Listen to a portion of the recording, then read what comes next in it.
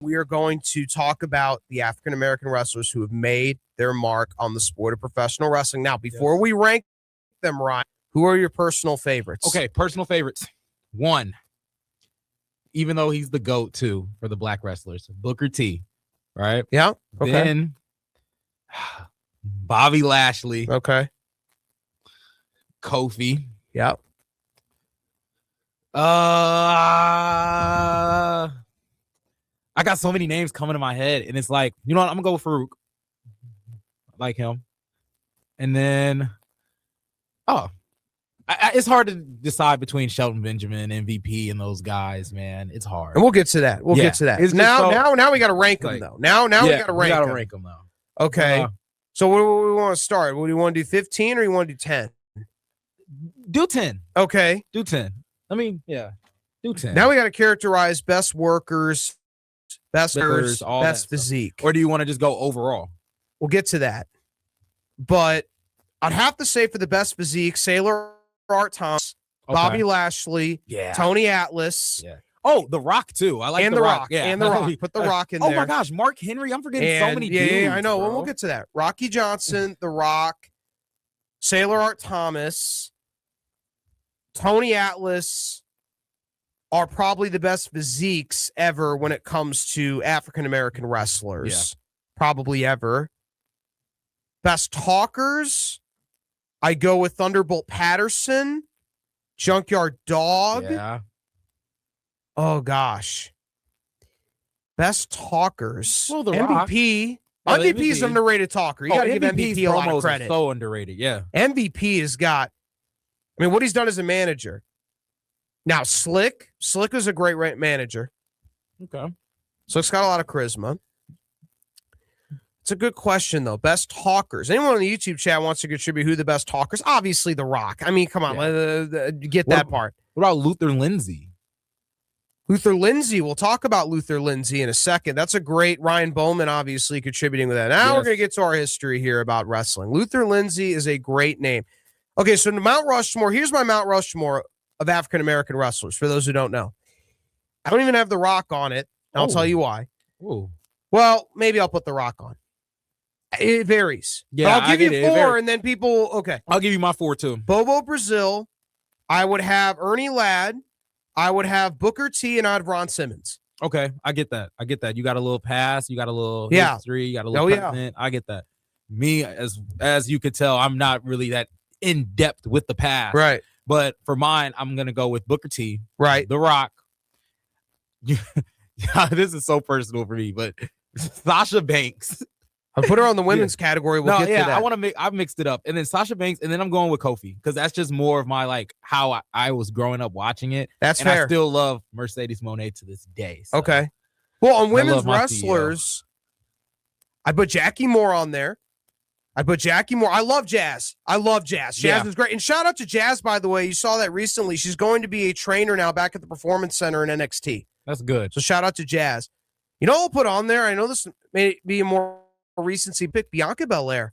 I was going to say Bianca, but I like Mercedes more. But I was going to say Bianca. Yeah. And maybe for the 4th, I'd put Monet. I'd probably put Banks 4th. Yeah. Though there's a lot of, well, wait a minute. Awesome Kong. Where'd you stick Awesome Kong on the list then? I'll go 7. Go 7th? Yeah. Awesome Kong, and then who's 5 and 6? Are we just doing like? No, I'm just saying. You put her on 7th. Did you have the 5th or 6th? Oh no, best African American female wrestlers ever. Oh, Naomi got to be up there. I wouldn't put Naomi ahead of Awesome Kong though. Yeah, you got to realize, I'm being recency bias, but right I feel like Naomi. I feel like Naomi before she got before main event Jey Uso and her got her pregnant. I think she was having some of her best work of her career. Right, so right. I'm like, if she comes back and has that, I'm thinking we're gonna have a different conversation by next. In about 2 years, and during Black History Month, we're having a different conversation. So that's how fair enough. Fair enough. Card Central said Rock, JYD, Booker, and Ron Simmons. Okay. And that's a great list, by the way. No disputing that at all. I think that is a great list. By the way, Junkyard Dog is one of the best. Junkyard Dog is one of the best African-American wrestlers ever. He owned Louisiana. When he was in Mid-South, he was so popular that Bill Watts kept trying to replace JYD with other wrestlers. Now, can you name all of the wrestlers that he tried to replace JYD with? I can name them all to you. Brickhouse Brown, George Wells, the Snowman, and they pushed the Snowman so hard that they had Muhammad Ali come. I think when he wrestled Jake Roberts in 85, they had the Snowman there. My goodness. It was a Snowman, Jake Roberts, and they brought Muhammad Ali in. Bill Watts did in Mid-South. That was rough. My gosh. And most notably, the Snowman, I think, pawned off a championship belt when he worked in Memphis. I'm just saying. Snowman was just an interesting character. I'm just saying. Yeah, we got to, if we're going to go back to the Pioneers, as Ryan mentioned, Luther Lindsay, Dory Dixon. Now, the Black Panther, Jim Mitchell's in his own category. Great book. John Cosper wrote a great book about the Black Panther, Jim Mitchell. He's excellent. From Louisville, Kentucky. What a great wrestler he was. Jack Claiborne, Celie Samara, Sweet Daddy Siki, Luther Lindsay. Those are pioneers when it comes to African Americans in wrestling. What about, because I'm just doing some research, what about Rufus R. Jones? Rufus R. Jones is one. He had, I believe, he had a father, or did his son wrestle SD Jones? I believe that there's some connection there. They're either their father and son somehow, I believe. SD Jones and his father, I believe, is Rufus, or so there's some connection between Special Delivery Jones and Rufus R. No, it's his kayfabe cousin, so irrelevant there. Yeah. Rufus R. Jones and C.D. Jones were kayfabe cousins, but not really related. There's some Jones that are related to each other, though, in wrestling. We'll get to that. Now, Ryan, Ron Simmons is the first African-American world heavyweight champion on national level. Do you know who the first African-American world heavyweight champion was on a regional level? I don't know. I'm going to go. I don't even know the era, so I'm going with Rufus. No, actually, I just saw this while looking up. I mean, while I was working, but I don't even know. I'm not going to cheat. So, yeah, I'm going to go with Rufus. I don't know. It's not Rufus. Yeah, I don't know, Brody. It's Bearcat Wright. It's in California. Okay. So Bearcat Wright's the right answer. For those who don't know, and that's why they called him Keith Bearcat Lee for WWE for a cup of coffee after Bearcat Wright.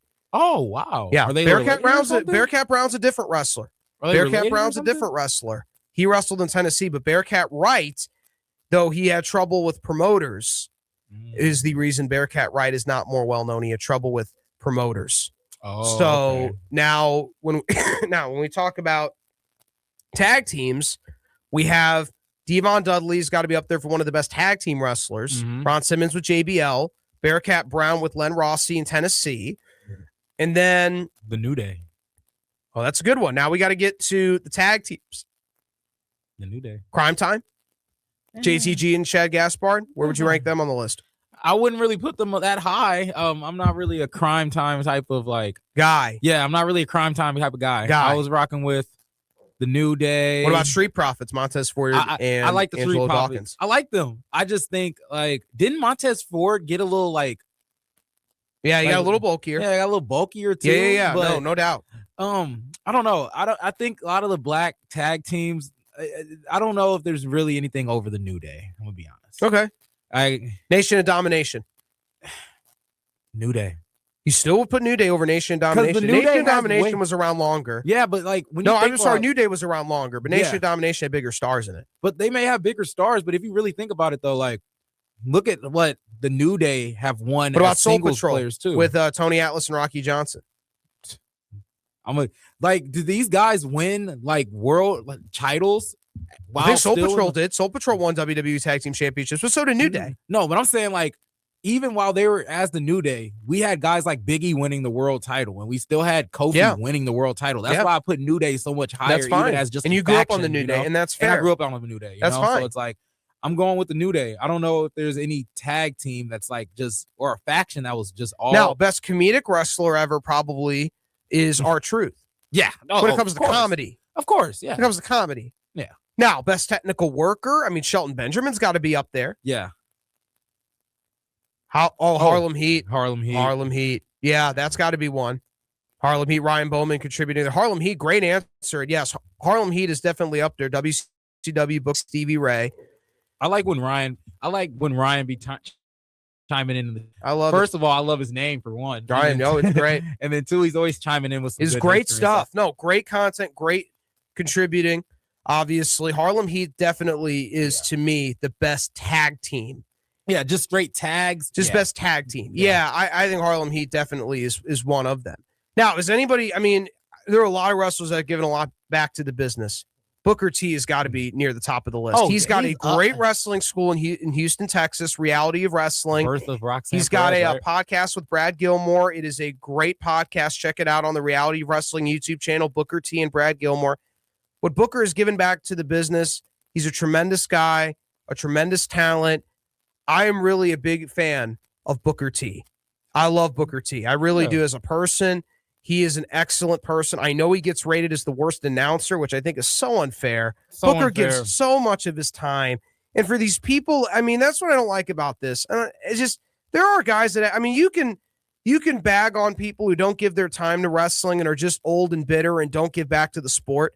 Booker T is one of those guys that gives back to the sport in a major way. I have all the love and respect for Booker T. I just want to call out, like, you guys wouldn't be watching Monday Night Raw and being like, wow, Roxanne Perez is doing so great without the school and what he's doing for these wrestlers. He's great. So like, just a great guy. Like, I don't know. I think he's a good announcer, too. And you wouldn't be saying whoop that trick when Trick Williams comes out on Stephanie Vaquero. He got Stephanie Vaquero over. Exactly. You wouldn't be saying all that stuff. You wouldn't be seeing that stuff if you wouldn't. Like, you have to acknowledge that. I love it. Stephanie Vaquero, what he does, he works with the younger talent in NXT. He does such a great job. I'm a huge fan. I'm so glad that Jazz is in NXT as well. And when I think about this, there are a lot of guys, there are a lot of up-and-coming stars as well on the main roster, but obviously going back to history for a second, Bobo Brazil, Ernie Ladd. I mean, I rank Ernie Ladd number one. The greatest, okay, now you can make this into a clip, folks. You can get on me all you want. The greatest African-American wrestler of all time is Ernie Ladd, and it's not close. I'll talk about Ernie Ladd for about the next 5 minutes because he's great. Ernie Ladd was a booker in Mid-South. He was a respected wrestling mind. He was an excellent worker at 6 feet. Whoa. He formerly was in the National Football League, one of the top three heels in all of WWE at one point in time. He was over in every territory he went in. And he's one of the best promos in all of wrestling. So a combination of imposing size, great in-ring work, promo skills, mentorship of younger wrestlers, and being a great booker. To me, Ernie Ladd, in my opinion, is the greatest African-American wrestler in the history of the sport of professional wrestling. He just is.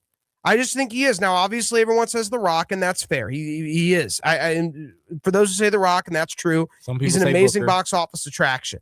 And so was Bobo Brazil, by the way. Bobo Brazil was a tremendous box office attraction. So was Jim Mitchell. And so was Jack Claiborne. And so was Celie Samara. And so was Abdullah the Butcher. So I'm not saying that there aren't a lot of wrestlers who are major box office attractions. Art Thomas, Shag Thomas. I mean, there were several wrestlers that have been tremendous box office attractions. But in my opinion, the greatest African-American wrestler in history is the Big Cat Ernie Ladd. I guess that's biased. It is. I'm a fan of Mid-South Wrestling. But I think Ernie Ladd is the greatest African-American wrestler in history. He just is, in my opinion. There's no doubt in my mind. And if I had to go number two, I'd probably go Bobo Brazil because he was the most popular African-American wrestler in the sport of wrestling in the 60s and 70s. Major box office attraction, drew everywhere he went. Bobo was a tremendous talent, just a tremendous talent. And I put Ron Simmons, obviously, on my Mount Rushmore. I hold a special place for Ron Simmons in my heart. For those who don't know, Ron Simmons was a linebacker at Florida State. He tag teamed with John Bradshaw Layfield in the APA. They are still tremendous friends to this day. Ron is such a great human being. He goes out to all these conventions with JBL. It's an absolute blast for those who don't know. Ron Simmons is a great guy. He is definitely number 3 on my list on the greatest African-American wrestlers in history. I love Ron Simmons, and he deserved the WCW World Heavyweight Championship. He is a tremendous talent, tremendous human being, a legitimate tough guy, and a legitimate collegiate athlete. Now, I'm not going to forget this guy's name. Butch Reed is an underrated African-American wrestler in history. People don't remember the name Butch Reed. Butch Reed, the more underrated wrestlers in history. I love Butch Reed. And by the way, when Ron Simmons was early on in WCW, they were in a tag team called Doom. Okay? They were in a tag team called Doom. Ron Simmons and Butch Reed. They were under mask for a period of time. And guess what? They were managed by Teddy Long. And for when we're talking about greatest African-American wrestling personalities, Teddy Long. Teddy Long, man. I was just going to give Teddy Long some credit. Yeah. I love Teddy Long. And tonight, Oh, it will be a tag team match. You're facing The Undertaker. Yes, man. God, he made that position. He made being the general manager of SmackDown cool. Yeah, he did. He literally did. And he's for sure my favorite manager of all time. Like, just growing up and stuff, he's my favorite manager. I grew up on Teddy Long. I love me some Teddy Long. He is so great. I love Teddy Long. Started out in the business as a referee, did anything to just break into the business. What a hard worker Teddy Long is. And the stories of Teddy Long and JBL and Ron Simmons in the car are an absolute treat. And I'm just a huge fan of his. And obviously I ranked Simmons third. My fourth on the list, I have to go with Booker T. And then my fifth on the list, I'm going to go with Junkyard Dog. Well, that's technically my sixth. I got to put The Rock in there somewhere. But Junkyard Dog, I'll put in there. Dory Dixon's in there. Luther Lindsay's in there. So maybe I'll put Luther Lindsay seventh. And I'll put Dory. No, Dory Dixon's still alive. God bless him. Put Dory in there. Put Dory Dixon in there. I would say Tony Atlas, definitely. We mentioned Tony Atlas when it came to great physiques, and they just did a recent Dark Side of the Ring episode with Tony Atlas. But Tony Atlas definitely, he was a world title contender at one point in time, Ryan. He absolutely was. Tony Atlas, definitely one of those guys, a member of the Soul Patrol. He was pushed to the moon every territory he was in. Tremendous talent. I'm a huge Tony Atlas fan. Definitely one of those. You could argue, I don't know if I put him in the top 10 on my list. He's definitely top 20. Yeah, I put him top 20, but not top 10, I would say. I would put, I mean, Bobby Lashley's a tough one for me because that physique is insane, though. Physique, he's never aged. Yeah, he's never aged a bit. Too, like, he looks the same as he did when he started into the business. He looks tremendous. So Shelton Benjamin and Bobby Lashley. I would say Shelton Benjamin. When we talk about one of the purest workers ever, I have Shelton Benjamin near the top of my list. I love his technical style. Have you ever seen the match with him and Shawn Michaels? Yeah. Do you think he should have won a world title? Probably should have. He probably should. He didn't have great promos, though. I don't know what it is. His promos aren't very good. I don't know. He doesn't connect to the audience in that way. Exactly. He dresses great. Everything about Shelton Benjamin says he should be a world heavyweight champion, but just something doesn't click. I feel like if Shelton Benjamin was, for one, came out today, and then two, had an actual manager that could, like, that MVP is his manager right now in AEW. Yeah, well, yeah, that's what I'm saying. But I'm saying coming out with the gold and all that, if he would have had like I'm not going to say Heyman, because Heyman puts over everybody. Yeah. Like if he had like just a manager that could really talk him up, people would have recognized what they were looking at. Yeah. I feel like it's just so much talent that people just forget about. Yeah. It's just so many guys. So many guys. Now, one of my questions is for you, because when I came in here, I was like, okay, we're doing Black History. Yeah. I wanted to know, like, even though it's Black History, who are the new guys? Because the new big three. That I would say the new guys coming up through the pike. I would say Javon Evans definitely is one of those guys. Reminds me of Sean Waltman, the push he got early on. Javon Evans only 21 years old. He is very bouncy. This guy's got height. He's a crisp worker, a safe worker. I am very high on Javon Evans' potential. And I think he could be a legitimate mainstay in the future in WWE. As a mid-card guy, a mid-card babyface, I think he's got all of the potential in the world to be that. A mid-card babyface that I think you could have in the company for many, many years to come. I would say you mentioned Obafemi is in there. I think Obafemi's got a lot of potential to be a main eventer. He is an amazing physique, unbelievable size, and I think Obafemi is one of those guys that could be an unbelievable talent in the foreseeable future for the company. I think they are putting the rocket on Obafemi and pushing him to the moon. I would say that Trick Williams is a guy that they've brought up now that they are going to try to push. I think he's going to face Randy Orton at WrestleMania, and I think Randy Orton is going to put him over like $1 million, and Randy's going to work with Trick and really get him main roster ready. Carmelo Hayes is another one who's the current United States champion. They're giving him a bit of a push. I like what I'm seeing out of Carmelo Hayes. So there are a lot of African-American wrestlers on the come up in WWE that I think have a world of potential. Ricky Saints as well as another one that I think. Wait, I didn't even know Ricky Saints was. Wait, he's biracial. He's biracial. Oh, I didn't know dude was mixed. Yeah, so is the tag team in AEW, Top Flight as well. I knew he had something in him. Yeah. No, tremendous talent though. Tremendous talent.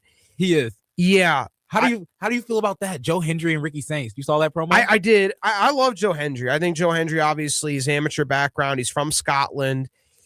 I think that it's good that he's in NXT a little while. Another guy they just brought in too from AEW, Powerhouse Hobbs. He's going to go by Royce Keys in the WWE. He's got a sentimental name. His last name Keys, I think, is his mother's maiden name, and I think his oldest son is named Royce. So Royce Keys is one of those things. Royce Keys. Oh yeah, they just brought him in too. Yeah, they did. Now, and he's not on the main roster yet, which I'm fine with that. If he's going to have a little bit of a tenure in NXT, I'm totally fine with that. Yeah. I don't mind it. It's so crowded right now. What are you going to do with them? What are you going to do with them? I mean, look at WWE. Look how crowded it is. I was going to put him against Rusev, but I'm pretty sure I know who's going to get Rusev. Yep. Yeah. I think, is Oba going against him at elimination, or are they just going to say just squash him at Mania? Like, what are we doing? I don't know what they're going to do with Oba. That's what I'm saying. It's like, yeah, it is. I would like to see Oba and Brock. I would want to see Oba and Brock too, but do you think it's too early for that? The problem is it may be too early for Oba and Brock. I think that Oba, they're going to do something with him at Mania. I would like him to be in there with a veteran, like they're doing with Randy and Trick, and see what he could do in the ring with a veteran that'll improve his skills on the main roster. So that's what I'll go with. I don't want to see him get squashed by Brock at Mania. And if Brock is not willing to put over somebody at Mania because he's more inclined to put over somebody at SummerSlam in Minneapolis, then maybe save it would be my answer. Yeah, maybe. I mean, there's so many great African-American wrestlers that have just made their mark on the history of the sport of wrestling. We listed so many of them. Black Panther, Jim Mitchell, get the book by John Casper. What a great book. Obviously, Celie Samara, Jack Claiborne, Art Thomas, Bobo Brazil, just so many great names. Bearcat Wright, Bearcat Brown, Dory Dixon. There's so many great talents in the sport. Thunderbolt Patterson, Junkyard Dog, Butch Reed, George Wells, Brickhouse Brown, Coco Beware was great. SD Jones, Rufus R. Jones. I already mentioned Junkyard Dog, Ron Simmons. So many great, just so much great talent. Just so much great talent we've had in the sport. Stevie Ray, Booker T. My gosh. What about Cody Raheem Rhodes? Oh, stop it. Stop it. I love Cody Rhodes, by the way. Yeah, I love Cody Rhodes, by the way. What a great job. What a great job. I just love Cody Rhodes. Just so much great stuff. And again, I just want to say, subscribe to ringclassics.com. Go to the website right now. They got 3 or 4 big events this year. The next one is coming up in Nashville, Tennessee, as the home state of Jeff Jarrett. The Jeff Jarrett documentary is coming up very soon, March 3rd. Please tune into that. Jeff Jarrett, historical, obviously. We know Sputnik Monroe, what he did in Memphis. Just a tremendous name. Even though he's not an African-American wrestler, he is a major figure in the history of wrestling, advocating for African-American fans to be in the buildings he wrestled in. And what a great guy Sputnik Monroe was. That was in the Tennessee territory. Same territory, Memphis, Tennessee. Bearcat Brown wrestled there. Coco Beware got his career started there. So much great talent in Memphis. And, of course, please tune into the Jeff Jarrett documentary coming out on March the 3rd. That is going to be a treat. Ringclassics.com. And, of course, I'd like to encourage everybody, please follow Wrestling on the Spectrum on all of the socials. We're going to have giveaways coming up. We've got a lot coming down the pike.